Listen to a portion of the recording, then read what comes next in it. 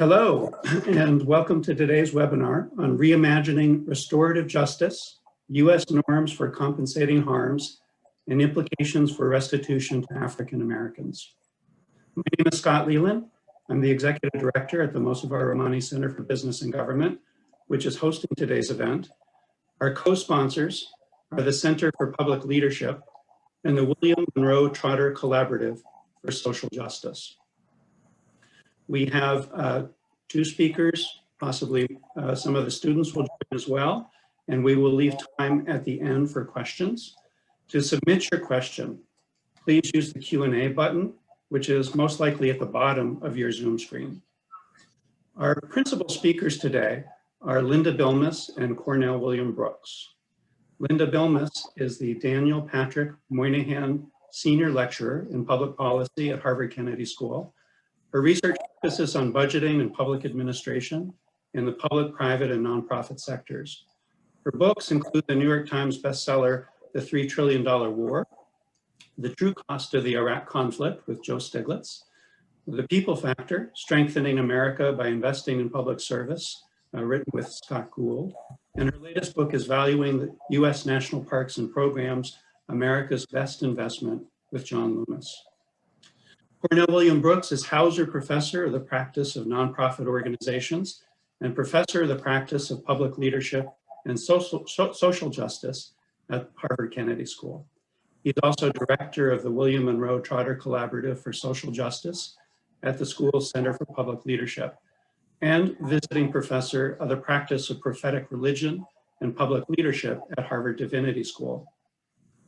Cornell Brooks is the former president and CEO of the NAACP. He's also a civil rights attorney and an ordained minister. So Professor Bilmes, Professor Brooks, thank you so much for being here today. We're eager to know more about your research. And Cornell Brooks, you have the floor. Great. So first, let me just begin with a word of appreciation to our conveners, our moderators, certainly the audience and all of you who are interested in this work.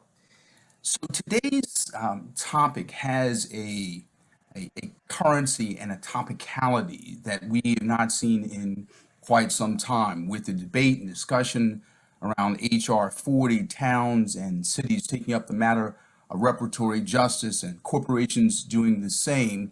This is a particularly important topic. So this matter of reimagining restorative justice, U.S. norms for compensating harms and implications for restitution for African Americans is propitiously timed. And in this conversation, I am enthused to join Linda Bilmes, who, as a public finance expert and with my background in civil rights and with your collective insights, perhaps we can bring a fresh, clear lens to this topic. We also joined in this great work with our students, Hillary Anderson, Micah Burbanks-Ivy, Jessica Cashall, and Stevie Olson. So if we can just go to the next slide on topics. So the work that, I should say, the approach that we bring to this matter of reparatory justice is one that is unique and certainly distinctive. We begin first by creating, if you will, a taxonomy of harms, which is distinctive in terms of not merely looking at the chronology of racial harms in this country with respect to African Americans, but the categorization of those harms, the variability and diversity of those harms. Second element that's distinctive in the approach that we are taking is the visualization of the interconnection of these racial harms across the generations, right? So in other words, the harms visited on African Americans and the descendants of American slaves are in fact, they're profound, but they're not freestanding. They relate to one another, they compound over time, and they literally span generations. We also examine the norms for the compensation of harms. We also examine the common and conventional financial restitution programs in this country. So in other words, in this country, we have all manner of programs that engage in the financial restitution of harms, a wide variety of harms. And in a sense, reparations is not an uncommon endeavor in our country. And we collectively incorporate this, or I should say, we are endeavoring to incorporate this approach into the national conversation. Next slide. So we want to be very clear at the outset that the set of harms that we are discussing have been inflicted upon African Americans due to federal policy, actions, inactions, negligence, indirect effects in ways that are quite profound, spanning the arc of time. These actions and inactions, federal policy, negligence, indirect, are a matter of de jure and de facto consequences.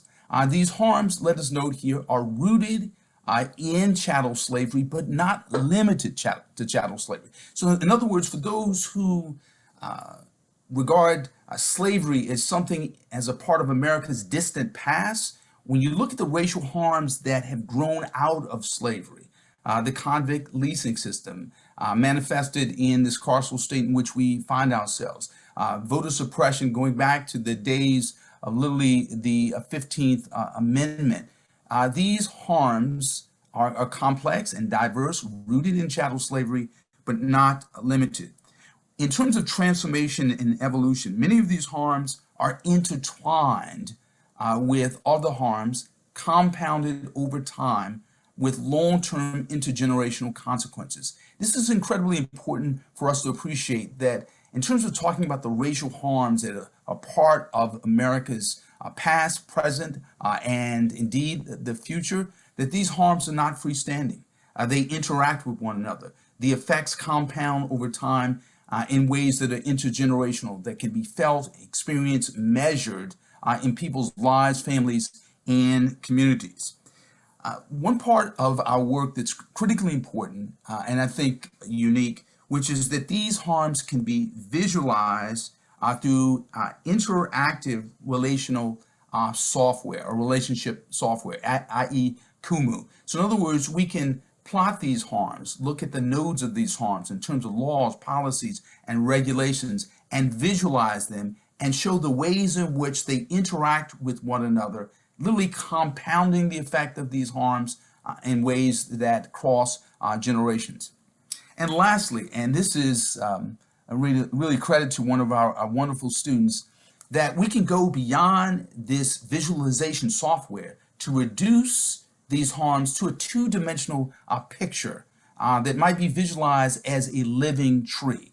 And so we'll get to that later, but I think this is a very, very powerful way of looking at the very complex racial harms that have been visited upon African Americans. So if we can go to the next slide.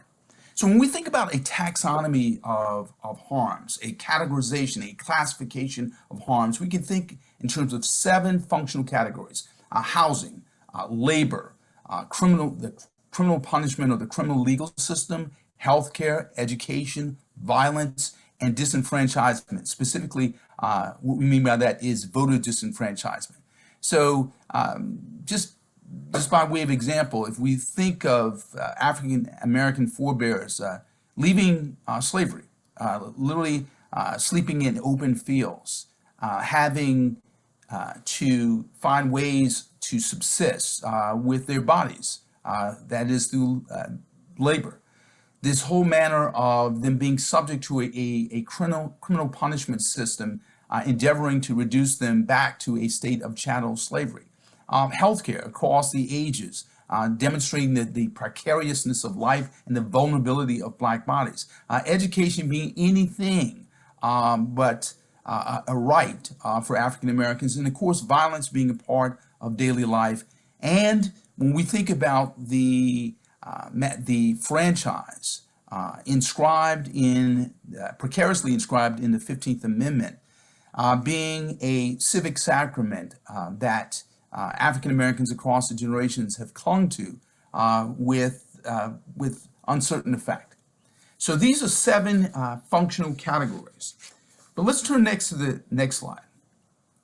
That really demonstrates the ways in which the racial harms that we have seen and we yet see in this country are not a matter of the distant past and not a matter of freestanding harms, but are in fact related to one another in intergenerational ways. So if we think about the GI Bill, President Franklin Delano Roosevelt signed in 1944. It provided college tuition, low-cost home loans, unemployment insurance to all veterans who were honorably discharged through 1956. And yet those who fought against fascism and Nazism abroad returned to face Jim Crow at home. That is to say 1.2 million black veterans of World War II, 8% of the total. These African Americans, these veterans, those who fought for their country, were not able to access the full measure of GI benefits.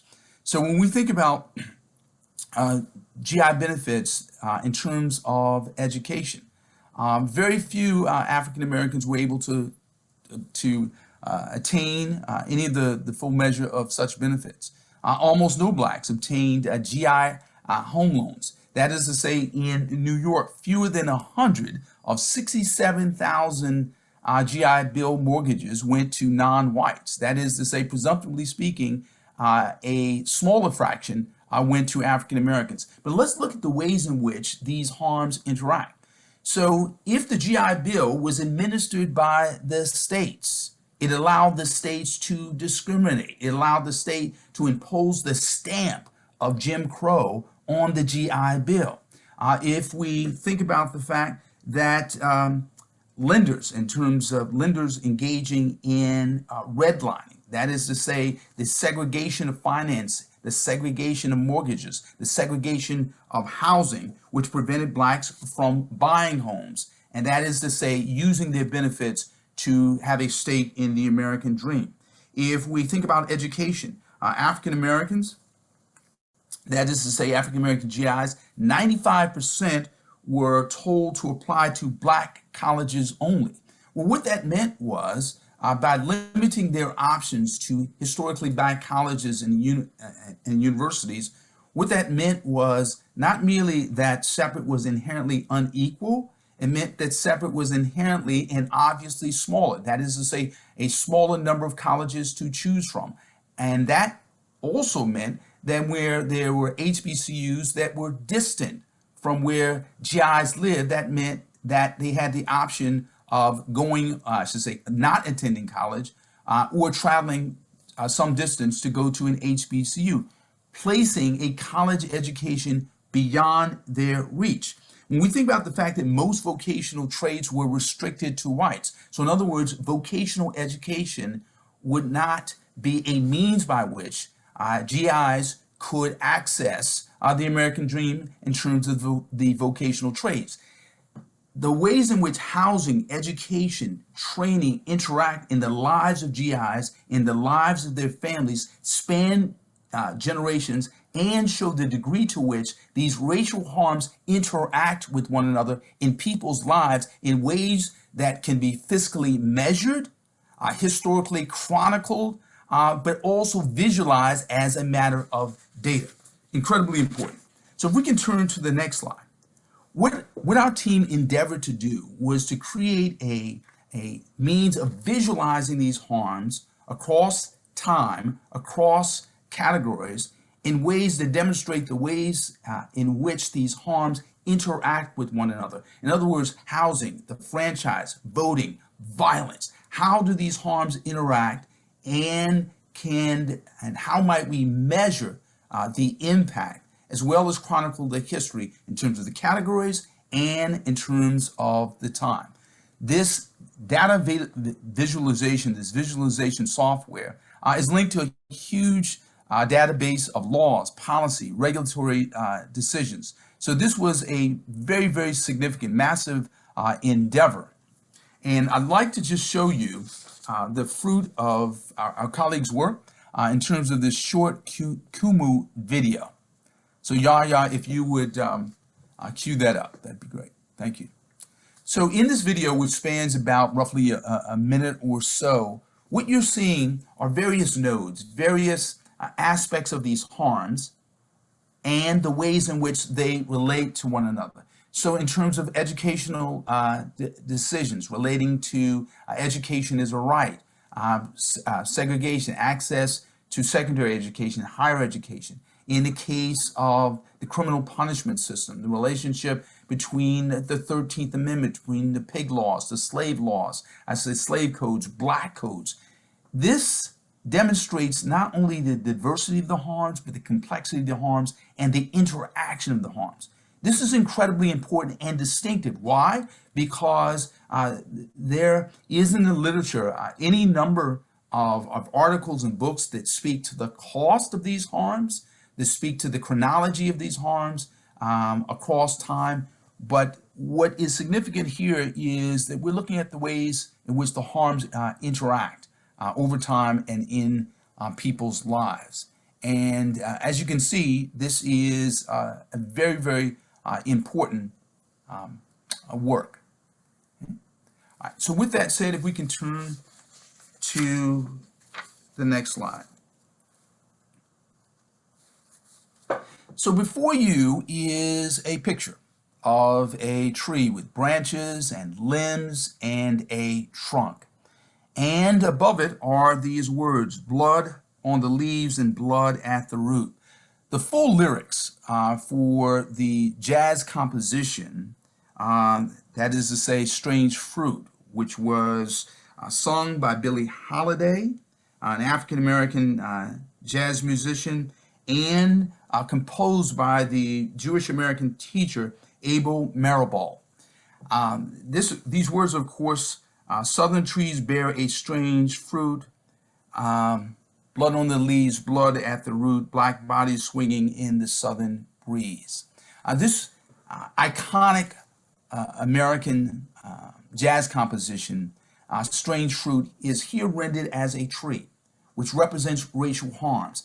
The trunk of the tree, you see the categories that we've described in terms of housing and education and health, but they extend upward into federal policies and practice. If you notice that the trees and branches interact with one another.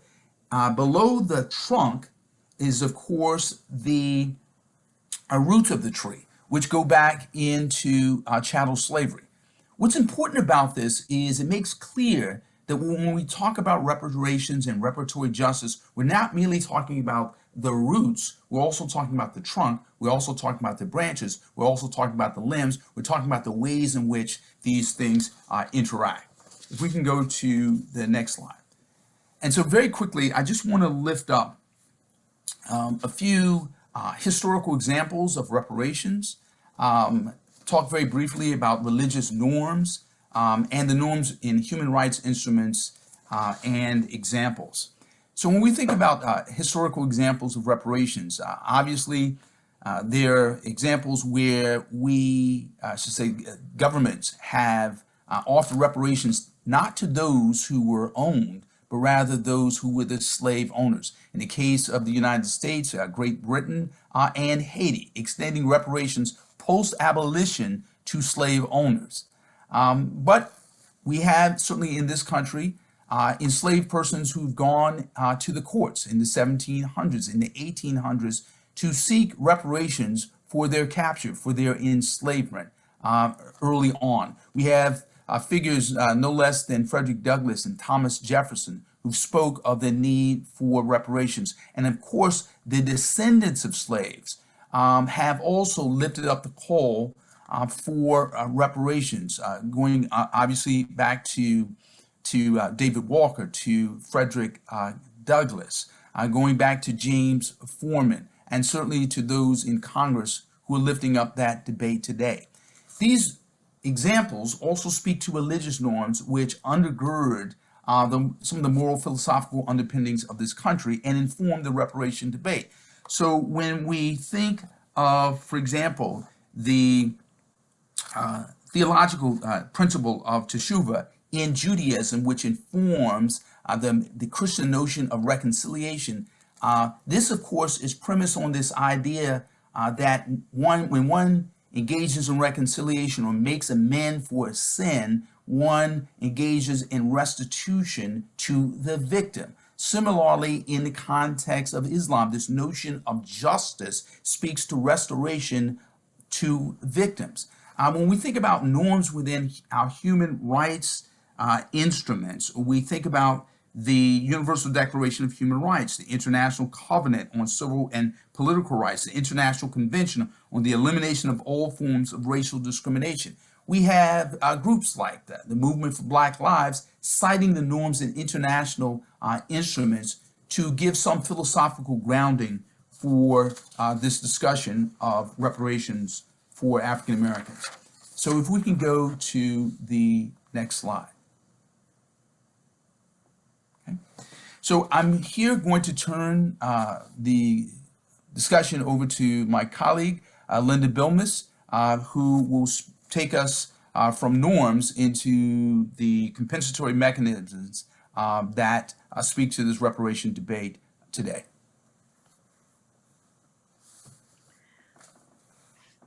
Hi, everyone, and thank you, Cornell.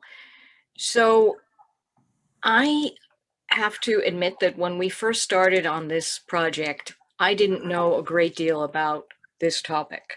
But when we began to study it last fall, what I discovered is that the federal government and state governments spend hundreds of billions of dollars every year on dozens at the federal level and hundreds of programs at the state level on programs that provide various types of compensation for harms. And these programs come in all kinds of shapes and sizes. There are programs to recompense for physical harms, like workplace injuries, for economic harms, to communities and individuals and businesses who are displaced through trade, for example. There are property holder compensations. There are some narrow precedent type of programs. There are programs that go from generation to generation, including veterans and Indian affairs programs. There are a range of programs for the environment. But what was clear to me was that the government has got a set of norms itself for helping address the consequences of different types of harms. If I can have the next slide, please. This is just a subset of some of the programs that pay compensatory restitution. And we couldn't fit them all on one page, but just to give you a flavor of the variety of these. And the more we looked, the more we found. There are probably, just on trade assistance alone, there are probably more than 50 programs that provide compensation.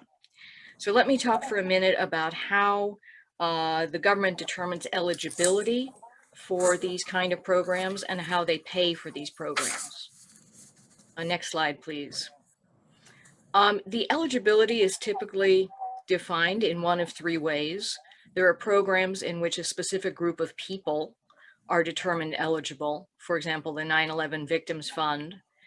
There are programs which are for a particular type of injury, for example, vaccine injuries and the Hemophilia Fund. And there are the largest group of programs which are hybrids, for example, the Veterans Disability Compensation Program, which spends about $250 billion a year on veterans benefits and veterans health care for veterans, for spouses, for dependents, for descendants, for children of veterans, on a really wide range of programs which are determined based on the type of injury or illness or aggravation of something that was precipitated during the time that a veteran was in service. And let me just give you a couple of examples of these kind of programs. So if we could have the next slide.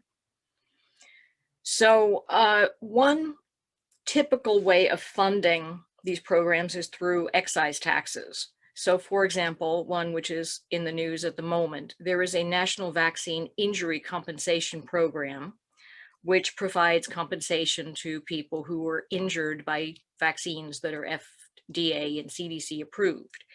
So the way this works is that every vaccine administered in the United States, the manufacturer pays a 75-cent excise tax based on or higher if the vaccine tackles more than one disease. For example, the measles, mumps, rubella, the manufacturer pays $2.25 per vaccine. And that money goes into a trust fund so that anyone who claims injury can file a petition.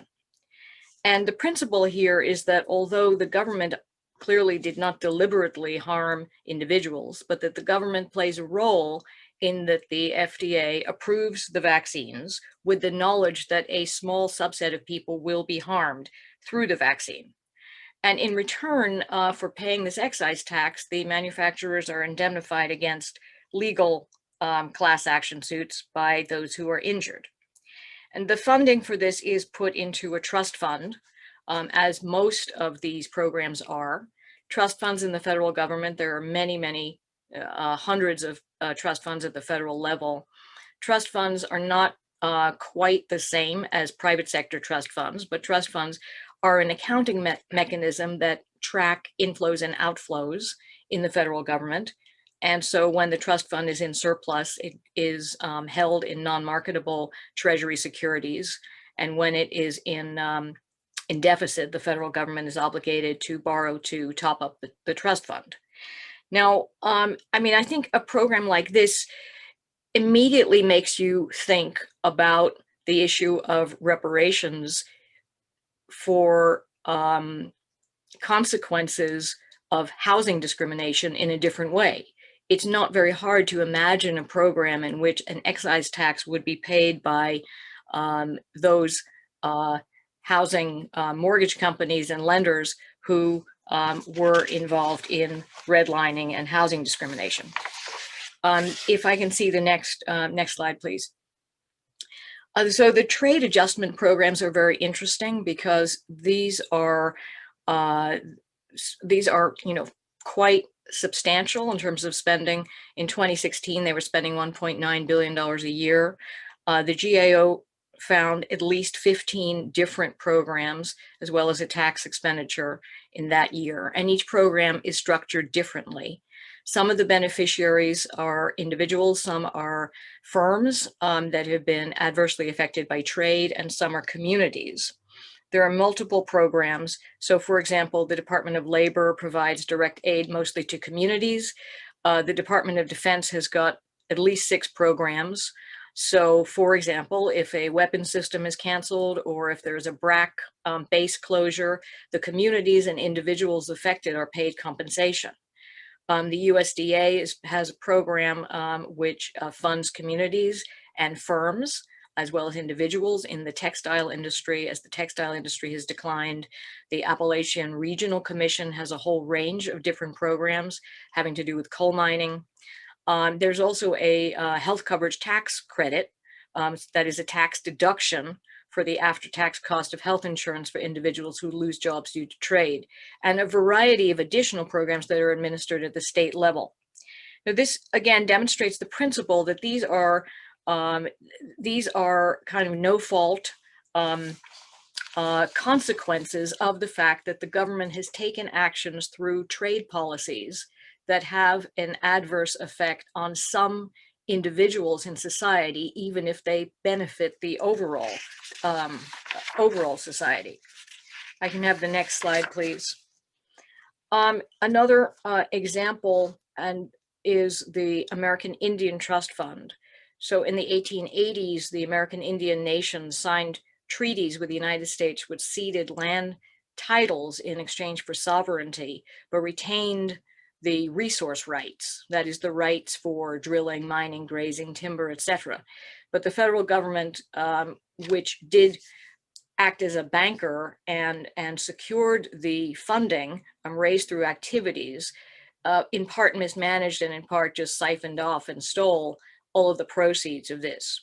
So after many decades of various kinds of litigations and negotiation, in 2010, there was a settlement for some of the descendants of the original mineral rights dating back to 1887.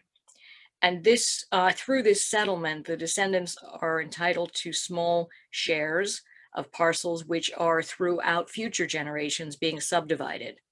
So right now, the Department of Interior oversees about $44 million in acres, and oversees all these activities such as grazing and mining and so forth, and distributes around, it brings in about $5 billion a year, it distributes about $1 billion a year to descendants of the original treaties.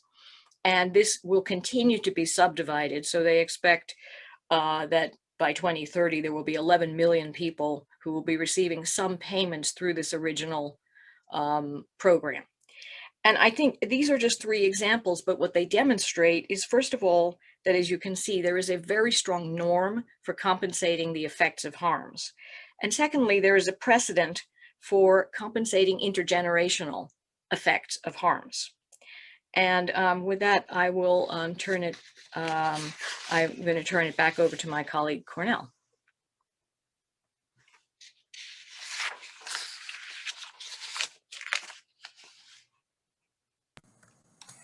With this matter of reparatory justice, we are confronted with two challenges. The first of which is that reparations, reparatory justice for African Americans seems a matter of sui generis. It is a thing unto itself and distinctive. Secondly, related to this is this notion that this is a programmatic fiscal normative impossibility.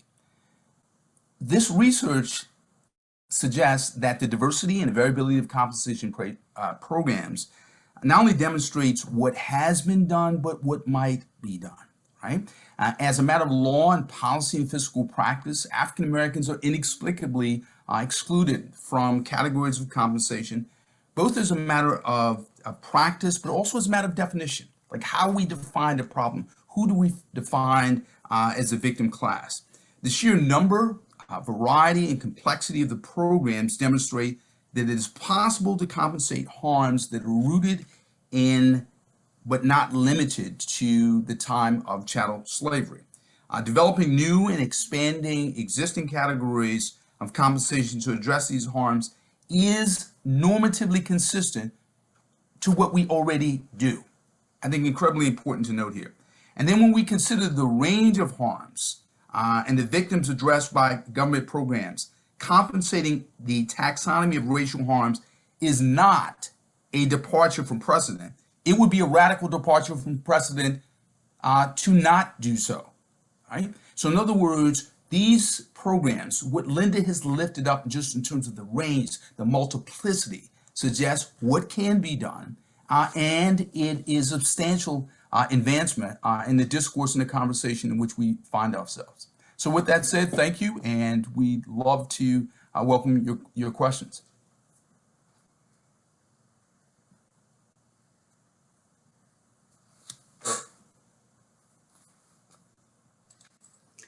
Thank you so much, Cornell and Linda. That was a fascinating and really informative view of the research that you've been doing. There's so many issues and so many questions that pop up. There's building the public's case, there's creating the political support or building on the political support, the questions on how you finance this, on how you determine eligibility, how you distribute it, so many facets to it. I guess I want to open up with just the question on political support and kind of your assessment of where political support stands right now. Before I ask you to comment on that, I would just like to remind our listeners to please go ahead and submit your questions again via the Q&A button at the bottom of your Zoom screen. But where would you assess this in terms of political support? This is clearly something that the Biden administration has mentioned, has kind of focused on somewhat, but tell us more. Sure.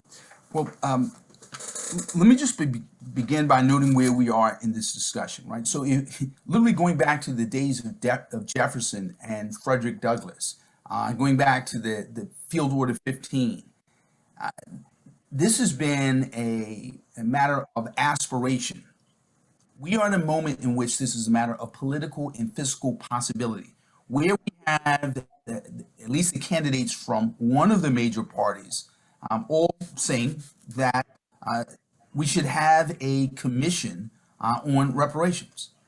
That suggests that this is in fact possible.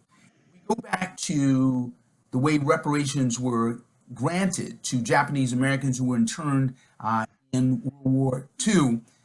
There was never popular support. If you look at the letters that were written to Congress, there was never a groundswell of popular support, but a growing recognition that this was something America needed to do. And with the development of the narrative, right? In other words, why should we do it? And a greater appreciation of how it might be done as a matter of law and as a matter of fiscal policy, that was done. The Congressional Black Caucus supported that back then. At this moment, we see a broad range of political constituencies. We see American towns and cities and states looking at how they might engage in reparatory justice. We see universities endeavoring to do the same. So what I'm suggesting to you is not merely the number of constituencies, not merely the number of entities, but also the diversity of entities make it clear that this is politically possible. And what is, I think, very encouraging is through the research of my colleague and students is it's fiscally possible, and that there's precedent for it. If I can just add something on this. My first job out of college, I spent 2 years working as a political pollster. I've always liked numbers. And so one thing I learned was that the answer to any question depends on what question you ask. And so if you ask the general public today, how do you feel about slavery reparations? You would get an overwhelmingly negative response. If you ask the general public, how would they feel about charging an excise tax on every to mortgage lenders on every house sold, that would be a few dollars, that would compensate those who suffered from housing discrimination, you would probably get a very different response. I would suspect that a majority of Democrats and independents would be supportive. So I think that one of the problems that we have faced is that we have not really looked in the details. The devil is really in the details on this issue, which is one of the things the students did so incredibly well in setting up the Kumu.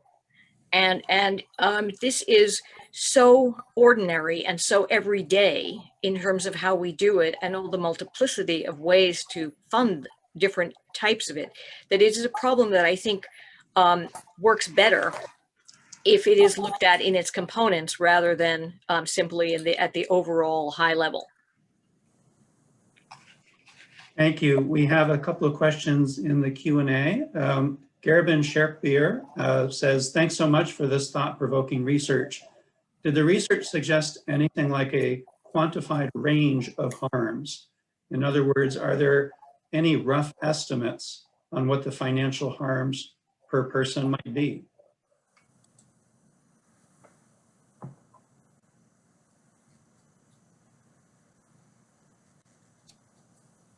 Cornell, I think you can take this one, and then I can also chime in.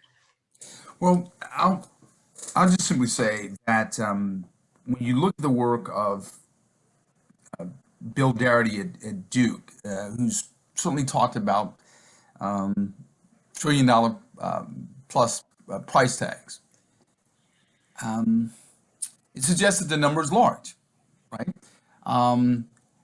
I've hesitated to have the conversation about how large the check should be per person, as opposed to having the conversation about the kinds of harms that should be recognized, the ways in which we might finance reparation and restoring to some degree, making people whole to the extent that we can, as opposed to how large the check is per person. I'll defer to my colleague on that. What I do want to underscore here is, for the longest time, the complexity of the math has literally paralyzed the discussion about the morality and necessity of reparations. And so our research suggests the math is possible, that it can be done. And with that said, I'll turn it back over to Linda. Yeah, hi. So I have spent a lot of my career on thinking about the overall huge costs of different kinds of things. For example, what is the total cost of the long-term cost of the post 9/11 wars, which is now in numbers that we released yesterday, over 7 trillion. But just because there is a large number doesn't mean that that is what the governments can do, or that that's the government's responsibility. So Gerben, to give you an answer close to your heart, our studies show that the American public places a value on the national parks of $92 billion. Now the government actually funds the national parks at only $2.5 billion, so a very small fraction of the total value of the parks. And that doesn't even include all the ecosystem values. I mean, and in this case, there have been large studies about the enormous amount of debt, but there is a principle and a norm in the government of starting somewhere by recognizing that a harm is done and beginning to work on ways to think about compensating for some of the effects of the harm. The United States is never going to be able to compensate for what happened at the beginning of the founding of the country and before. It can compensate some of the descendants for some of the consequences of 400 years of discrimination. So the American Indian Trust Fund is an interesting example, because at the time of, in 2010, during the Obama administration, there was a quantification of the present value of the losses to the native tribes that had lost their control of the resources, which was about $50 billion. But the settlement reached that the government agreed to pay and has paid was about $4 billion. So it was much less, but still it was a start, and it was a turning point in terms of being able to recognize and to begin to deal with some of the consequences of this. Thank you. We have a question from George Eden, and he asks, has there ever been an attempt, sort of following on the financial question, has there ever been an attempt to prioritize the numerous justifications for financial remedy for harms by the government, either in an annual budget process or as an oversight of expenditures? So I guess to your point, Linda, the government may not be able to compensate the full breadth of harms done, but has there previously been an effort to take a part and to put that into the budget process?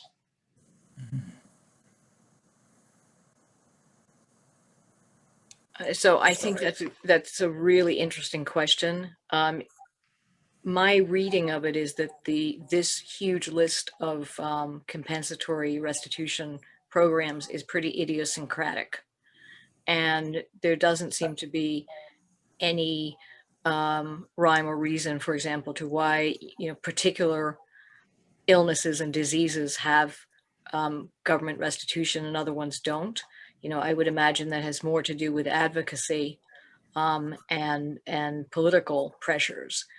What is clear is that in almost any kind of program one could imagine that deals with some of the consequences of discriminatory anti-Black laws, you can find a precedent in the many, many different programs that exist, because there are so many different principles laid out. Because basically the government in each and every one of those, if you look at, as I've been doing now, and you study the charter and you look at the laws, they all start with something that kind of acknowledges that this is harming some subset of individuals, and that the government is attempting, regardless of its role, to mitigate that harm or to address some of the effects of the harm financially. May I add an answer by way of analogy? So when it comes to enforcing the nation's civil rights laws, the Justice Department has essentially two types of tools. You have criminal prosecutions and you have civil prosecutions. When you prioritize your civil prosecutions, you're essentially seeking money damages. So in the case of housing discrimination, when the Justice Department says we're going to prioritize home mortgages in terms of discrimination, we will go after the banks. We will devise settlements that ensure that these victims receive this amount of restitution. These banks are responsible for educating people as to the availability of mortgages. These banks will be responsible to put people in a position where they can get credit, whether it be in terms of mortgages or small businesses. The point being here is the ordering of prosecutorial priorities is in effect a prioritization, if you will, of reparatory justice. Because what you're saying here is we're going after these civil rights wrongs, these deprivations, these racial harms, and we're going through settlement agreements, prioritize certain kinds of compensation. Because to be clear, that's exactly what you do. You create a settlement agreement that says we have a victim fund that looks like this. People receive this kind of compensation, and beyond money, we're going to order these kinds of programmatic responses. So that's one way we do it. It is still, I agree with my colleague, idiosyncratic, but it suggests that that kind of prioritization can be done with respect to reparatory compensation. Okay, thank you. David Wood has a question. Says, this is extremely compelling and useful work. Thank you both. It seems that resistance to reparations is itself a product of and a particular kind of the harms that the Black community has suffered, which analogizes to the Japanese internment case, but perhaps less to say than the vaccine case. How does this resistance to reparations change the politics that we've talked about? Clearly, some members of the political community are behind this, but there is strong resistance in some quarters. And I don't know if you can comment on winning over the folks who are resisting so strongly. So I think Linda is precisely right that part of the resistance is the way in which we frame the question and frame the debate, right? So in other words, if reparations is about something in the long ago past, those very much in the present don't feel responsible for it, particularly if their forebears came to this country well after the 13th Amendment. So there's the matter of framing the debate such that we understand that these racial harms may be rooted in chattel slavery, but they extend well into the present. Point one. Point two, engaging in narrative, a kind of narrative shift, right? In other words, the math is critically important, but the stories are critically important. Then the narrative and the narrative aspect of this and the empirical aspect of this have to be yoked, right? So in other words, we have to see a certain kind of fiscal way forward, but we also need a kind of narrative urgency. In other words, people need to fully appreciate that American GIs who literally fought fascism abroad and Nazism abroad came back home to Jim Crow, and the Jim Crowization, if you will, of the GI Bill meant that they had lack of access with respect to education and housing, and that had consequences not only for those who served, but it had consequences for their children and their grandchildren that can be felt today. Once we broaden the discussion, lift up the story in ways in which people see themselves, but we also make it clear that we can be fiscally prudent, we can be programmatically thoughtful, and that we have all manner of precedent before us. In other words, we engage in reparatory justice every day. We just don't call it that. That's one way to shift the debate forward. Thank you. Valley Bear has asked a question. Can you comment on the example in Evanston, Illinois, of recently offering some reparations? Is that a helpful way to address reparations as a start? And if I could also ask that you perhaps tell us what has happened in Evanston, Illinois, for those of us who may not be fully aware. You know, I can, Linda, but I think Hillary is on the line. She convened the conference in which we had the the council person who actually drafted that piece of legislation. Is that Hillary? Would you like to comment on that? Yeah, so Robin Ruth Simmons, who is an alderman from Evanston, Illinois, recently passed what's being hailed as like a reparations like provision within the city of Evanston, Illinois. It's, I think, currently focused primarily on home loans to Black homeowners who were living in the city during the time of a lot of housing discrimination. But I think she has plans to further kind of develop and expand on that initial plan. I think that something that I recently had a conversation with her and Professor Brooks, and something that really stood out to me in that conversation was what the cities and some of the states are doing really serves as proof points for the federal government in order to make a move in the future. So this isn't to say that any of what a state is doing or what a locality is doing should supersede the call for federal reparations, but it is to say that what these cities and states are doing can serve as the groundwork and also help to serve as momentum building for an eventual federal plan.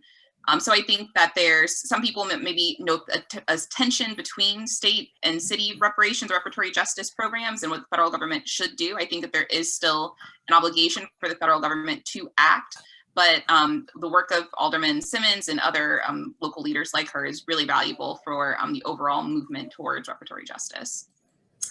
And wouldn't it also be true that because, to Linda's point, because they identified a discrete harm, that is to say people lived in the city during a period of housing discrimination, and they took imposed an excise tax on the cannabis industry and used that to fund the program, which speaks to the point that Linda made, that you can have reparatory justice with funding streams that look a lot like what we do every day.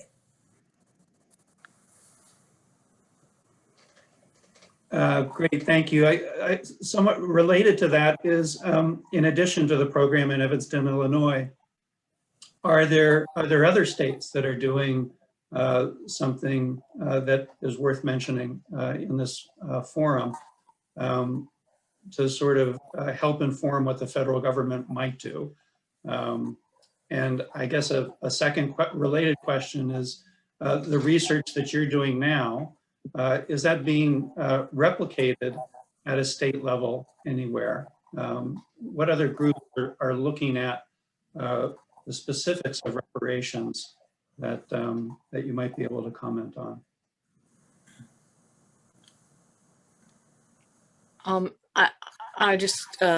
I may be not the best person to comment on this, but I do work with a lot of state and local governments.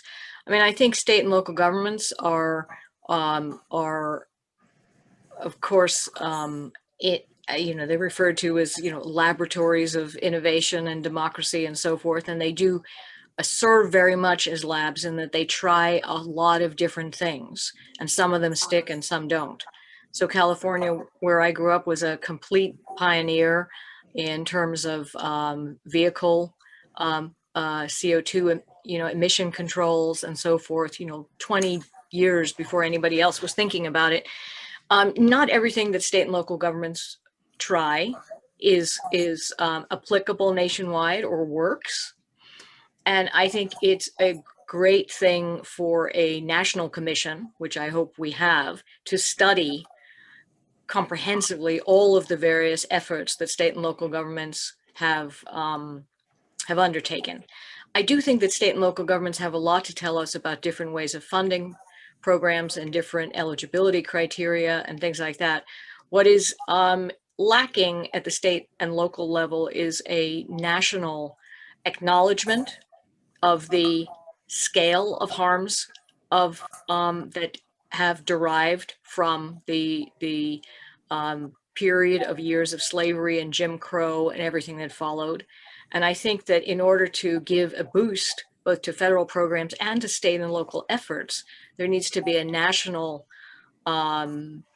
moment of, which I hope can come through a commission to acknowledge that this is something that we need to think about in the same way that we have thought about so many other kinds of harms.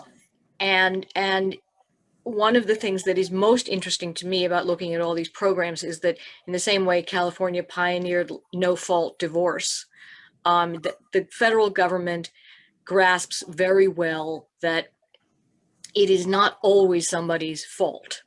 So decisions have consequences, and as Cornell described in detail, the fact that the GI Bill was, as it turned out, an engine of inequality for Blacks was not because the GI Bill itself was bad, but because of, you know, various other forces that conspired to make it not work for Black Americans. And that issue, that sort of issue about how is it that we keep doing all kinds of things and somehow many of them are not helping the intended beneficiaries, and we have a whole generation of individuals who have been harmed by consequences of all of these things. That national moment of trying to examine it, even if imperfectly, is something that I believe needs to happen at the national level. Mm-hmm. I would just add for additional examples of where these reparatory justice programs are kind of taking place. California recently passed a law to establish a commission to study reparations proposals. So that is some action there in terms of a commission that could potentially maybe be a model for a federal commission and how they would, you know, go about reading through literature and making determinations. There's also the example of another locality in Florida, Rosewood, and compensating victims of a massacre, racial massacre, back in the 1920s. And then there's also the example of universities, right? So there was what happened with Georgetown and the recent kind of rediscovering of their connections to the slave trade in order to fund the school and the program that they now have established for descendants of those enslaved individuals. So there are multiple examples, you know, popping up. So I would encourage people to go take a look at all of those programs as well. Yeah, and I would just note that we had a group of Harvard Kennedy School students who, in one of my classes, work with the state of New Jersey to develop a reparations commission, and they specifically looked at the effect of this debate on children and the effect of literally the last northern state to abolish slavery, New Jersey, the consequences of chattel slavery on the present, and particularly children.